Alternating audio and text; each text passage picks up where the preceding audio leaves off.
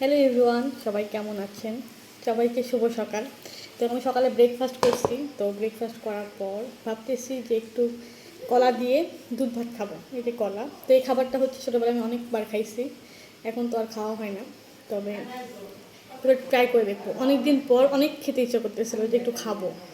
তো কলা আসলে কলা থাকে না, মাঝে মাঝে দুধ থাকে না। তো আজকে কলা দুধ দুটোই আছে, তো ভাবলাম যে একটু টেস্ট করি।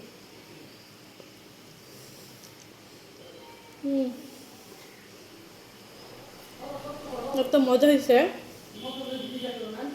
এই খাবারটা ছোটোবেলায় এত খাইছি, আমি এত খাইছি, বড় হওয়ার পর খাওয়া হয় না, কিন্তু অনেক মজা হয়েছে।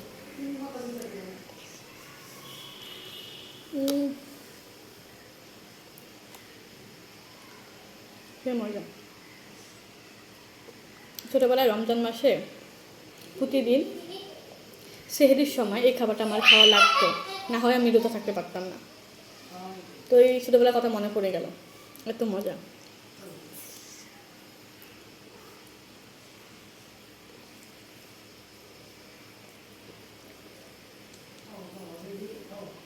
যেখানে আমি গরু দুধ পাইনি, এমনি হচ্ছে পাউডার দুধটা, ওটা দেখাচ্ছি, এত মজা। রাইসা, রাইসা, এত মজা। আমার মেয়ে কিন্তু খাবে না, ডাকতেছি, দেখি।